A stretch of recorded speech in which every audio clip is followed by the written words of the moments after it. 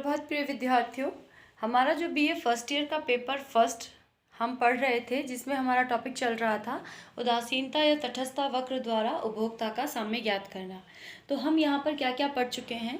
मैंने आपको ये बताया कि उदासीनता वक्र की परिभाषा के बारे में हम चर्चा कर चुके हैं कि उदासीनता वक्र की परिभाषा क्या है, उदासीनता वक्र किस प्रकार का होता है, परिभाषा हम पढ़ चुके हैं। और मैंने आपको बता चुकी हूँ और एक बार दोबारा रिमाइंड करवा देती हूँ कि उदासीनता वक्र क्या होता है। उदासीनता वक्र या तटस्थता वक्र दो वस्तुओं, हम वस्तु का नाम ले लेते हैं एक्स वस्तु और वाई वस्तु, दो वस्तुओं के संदर्भ में एक वक्र होता है जो कि ऋणात्मक ढाल वाला होता है, नीचे गिर रहा है, ऋणात्मक ढाल वाला वक्र होता है, जो यह बताता है कि इस वक्र के प्रत्येक बिंदु पर, चाहे वक्र का बिंदु आप यहाँ ले लीजिए ए पॉइंट, चाहे बी पॉइंट, चाहे एन पॉइंट, चाहे के पॉइंट, चाहे एफ पॉइंट, कोई सा भी पॉइंट उठा लीजिए, चाहे बिल्कुल एन के पास वाला पॉइंट उठा लीजिए, पी पॉइंट, ठीक है, कोई भी पॉइंट उठा लीजिए। उदासीनता वक्र के हर बिंदु पर उपभोक्ता, उदासीनता वक्र के किसी भी बिंदु को अगर उपभोक्ता उपभोग के संयोग के रूप में चुनता है, उपभोग का संयोग के रूप में चुनता है, चाहे कोई भी बिंदु ले ले, उसे हर बिंदु पर क्या मिलती है, उपयोगिता समान मिलती है। ठीक है, उपयोगिता कब मिलती है, उपयोगिता तब मिलती है जब हम वस्तुओं का उपभोग करते हैं, तब हमें उपयोगिता मिलती है। तो यहाँ पर अगर उपभोक्ता ए संयोग पे रहकर वाई वस्तु की O1 और एक्स वस्तु की O1 मात्रा का उपभोग करता है, हम नाम चेंज कर लेते हैं, मान लीजिए वाई वस्तु की OY1 और एक्स वस्तु की OX1 OY1 मात्रा का उपभोग करता है, तो उसे जो उपयोगिता मिलती है वह उपयोगिता उसी के समान होगी जब वह बी बिंदु पर रहकर एक्स वस्तु की OX2 और वाई वस्तु की OY2 मात्रा का उपभोग करेगा। कहने का मतलब ये है कि एक उदासीनता वक्र यह बताता है, दो बातें बताता है उदासीनता वक्र। दो बातें क्या है कि उदासीनता वक्र के किसी भी बिंदु को उठा लीजिए और उसकी तुलना दूसरे बिंदु से कीजिए, हर बिंदु पर उपभोक्ता को मिलने वाली संतुष्टि समान रहती है, पहली बात। दूसरी बात यह है कि एक बिंदु पर और दूसरे बिंदु पर उपयोगिता तो समान होती है, लेकिन वस्तुओं की मात्राएं बदल जाती हैं। ये आपको समझ में आ ही गया होगा, एक बार दोबारा क्लियर करते हैं।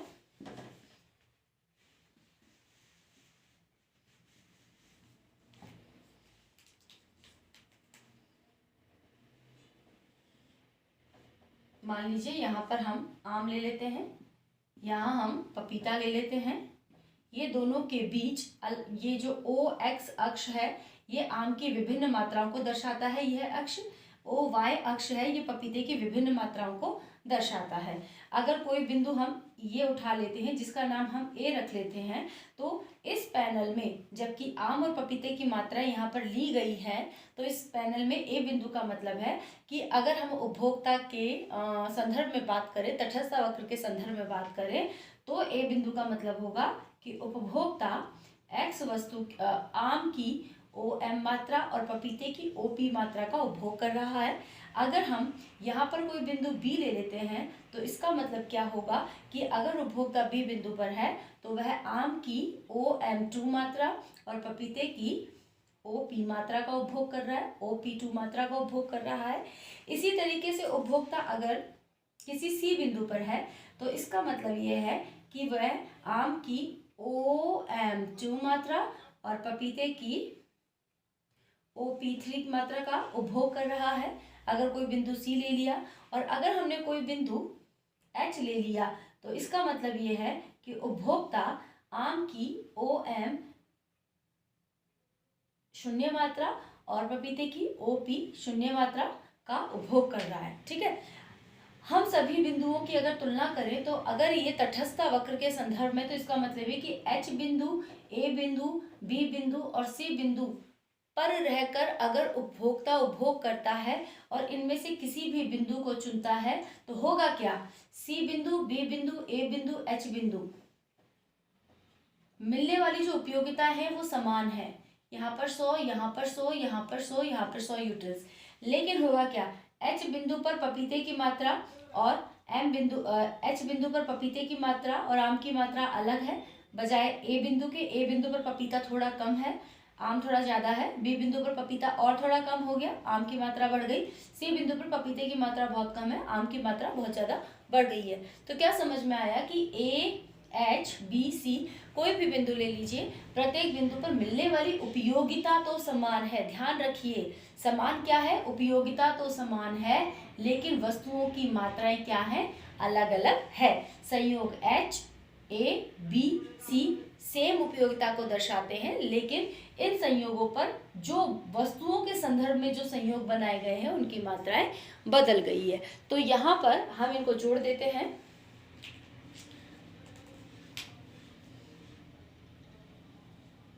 और ये जो ग्राफ निकल के आया ये है इंडिफरेंस कर्व, उदासीनता वक्र, जो ये बताता है कि इसके प्रत्येक बिंदु पर मिलने वाली उपयोगिता तो समान है, लेकिन वस्तुओं के मात्राओं के संयोग अलग अलग संयोग है, संयोग पर वस्तुओं की मात्रा बदल गई है। तो अब इसी बात को ध्यान में रखते हुए, कौन सी दो बात, कि समान उपयोगिता, प्रत्येक बिंदु पर समान उपयोगिता और वस्तुओं की मात्राएं बदलना, ठीक है, इन बातों को ध्यान में रखते हैं। अब हम किसी विशेषताओं की बात करेंगे कि तटस्थता वक्रों की क्या विशेषताएं होती हैं।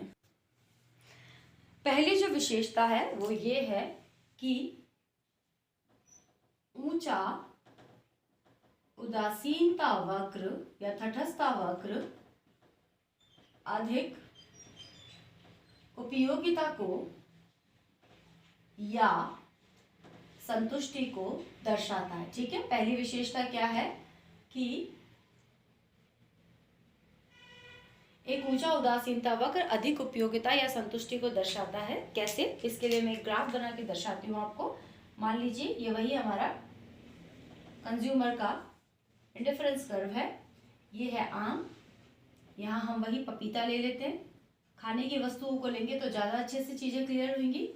ये एक इंडिफरेंस कर्व है दोनों के बीच में, जिसका नाम है IC1।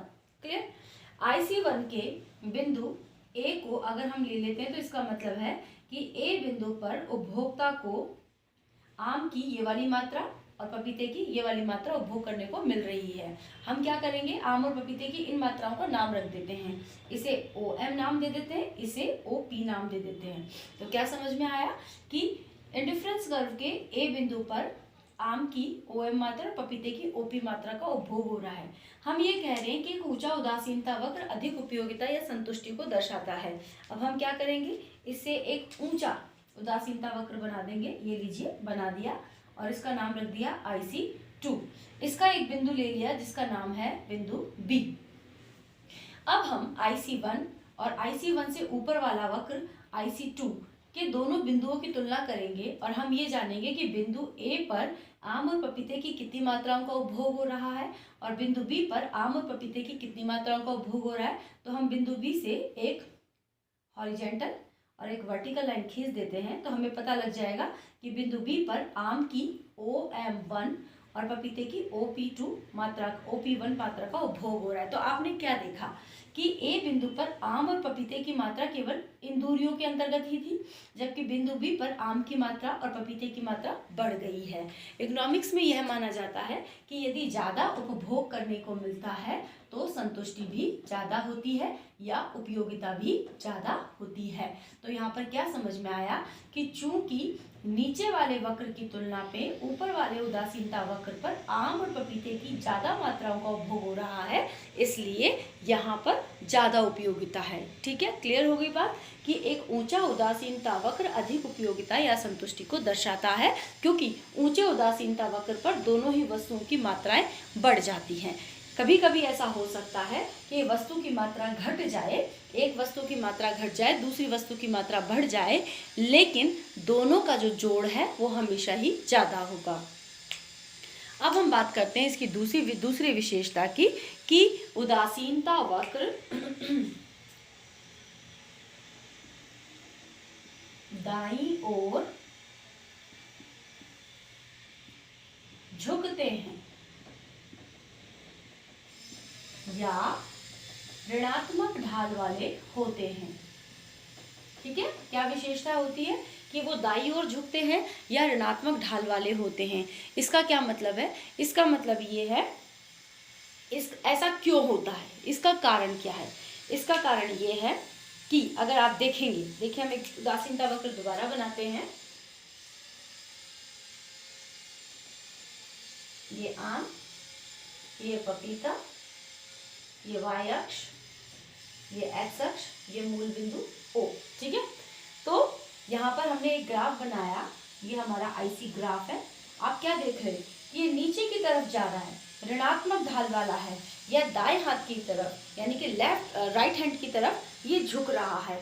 तो ये ऐसे क्यों होते हैं? ये नीचे की तरफ झुकते हुए क्यों होते हैं? ये ऊपर की तरफ उठते हुए क्यों नहीं होते हैं? देखिए होता क्या है कि हम इसकी परिभाषा में बार बार ये कह रहे हैं कि एक उदासीनता वक्र के प्रत्येक बिंदु पर उपयोगिता इक्वल होती है, लेकिन हर बिंदु पर जो वस्तुओं की मात्राएं हैं वो बदल जाती है, ठीक है। तो अब हमने ये कहा कि ये ऋणात्मक ढाल वाला होता है। तो अगर हम थोड़ा सा इसको मेजर करें, इसको थोड़ा सा देखें, इसमें दो बिंदु ले लेते हैं, ए बिंदु और बी बिंदु, ठीक है। ए बिंदु पर पपीते की मात्रा और आम की मात्रा ज्ञात करने के लिए वर्टिकल और हॉरिजॉन्टल डैश डैश खींच दिया, और हमने यहाँ पर मात्राओं के नाम रख दिए OM OP, ठीक है। ए बिंदु और बी बिंदु की तुलना करनी है हमको, और ये बताना है कि ये दाईं ओर झुकते हुए ही क्यों होते हैं, ये ऊपर की तरफ बढ़ते हुए या बिल्कुल वर्टिकल या बिल्कुल हॉरिजॉन्टल क्यों नहीं होते हैं। इसका कारण मैं आपको बता रही हूँ। अगर मान लीजिए हमने बिंदु ए और एक बिंदु बी ले लिया उदासीनता वक्र पर, और ए और बिंदु पर आम और पपीते की मात्राओं को जानने के लिए हॉरिजॉन्टल और वर्टिकल लाइनें खींच ली अक्ष को टच करते हुए, ये अक्ष है, इनको टच करते हुए। ए बिंदु पर पपीते की OM मात्रा, ए बिंदु पर आम की OM और पपीते की OP मात्रा का उपभोग हो रहा है। बिंदु बी पर आम की OM1 और पपीते की OP1 मात्रा का उपभोग हो रहा है। आप क्या देखते हैं, उदासीनता वक्र विश्लेषण की जो मूलभूत बात है वो क्या है कि ए और बी बिंदु पर उपयोगिता समान है। ए और बी बिंदु पर उपयोगिता समान इसलिए भी है कि जब ए बिंदु से बी बिंदु पर जाते हैं तो पपीते की मात्रा घटती है लेकिन आम की मात्रा बढ़ जाती है। तो कुल संतुष्टि में कोई अंतर नहीं आया है। कहने का मतलब ये है कि बिंदु ए पर पपीते की OP मात्रा और आम की OM मात्रा मिलकर क्या कर रही थी, संतुष्टि दे रही थी। उतनी ही संतुष्टि बी बिंदु पर पपीते की OP1 मात्रा और आम की OM1 मात्रा दे रही है। लेकिन ए से बी बिंदु पर जाने पर हमने क्या देखा कि पपीते की मात्रा डिक्लाइन हुई है और आम की मात्रा बढ़ गई है। एक की मात्रा घटी है, दूसरे की मात्रा बढ़ी है। तो इसका मतलब ये भी कह सकते हैं कि कुल उपभोग में कोई अंतर नहीं आया है, इसलिए ए और बी बिंदु पर क्या है कि संतुष्टि समान है। मैंने आपको इस ग्राफ में क्या बताया था कि एक ऊंचा उदासीनता वक्र अधिक संतुष्टि को बताता है। क्यों? क्योंकि ए बिंदु की तुलना में बी बिंदु पर उपभोग ज्यादा हो रहा है, कुल उपभोग ज्यादा हो रहा है।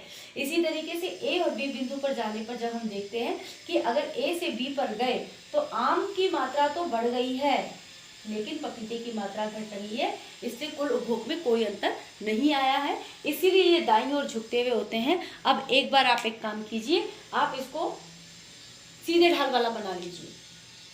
मान लीजिए हम तो ऐसे कह रहे हैं कि हम उदासीनता वक्र को ऋणात्मक ढाल वाला नहीं बनाएंगे, हम उदासीनता वक्र को एक धनात्मक ढाल वाला बनाएंगे। मान लीजिए हमने उदासीनता वक्र धनात्मक ढाल वाला बना दिया। अब आपसे ये कहा जाए, जो उदासीनता वक्र की जो मूल परिभाषा है वो ये कहती है कि प्रत्येक बिंदु पर मिलने वाली उपयोगिता समान है। तो हम ठीक है, हमने दो बिंदु डाल लिए, बिंदु ए और बिंदु बी, ठीक है। हम ये कहना चाह रहे हैं कि बिंदु ए और बिंदु बी पर उपयोगिता समान है और हम उदासीनता वक्र को सीधे ढाल वाला ही बना रहे हैं। लेकिन मैंने आपको यहाँ पर यह भी बताया, ज्यादा उपभोग ज्यादा उपयोगिता। ए बिंदु पर आम और पपीते की मात्रा तो कितनी है, OM OP, और बी बिंदु पर आम और पपीते दोनों की मात्रा ही बढ़ गई है।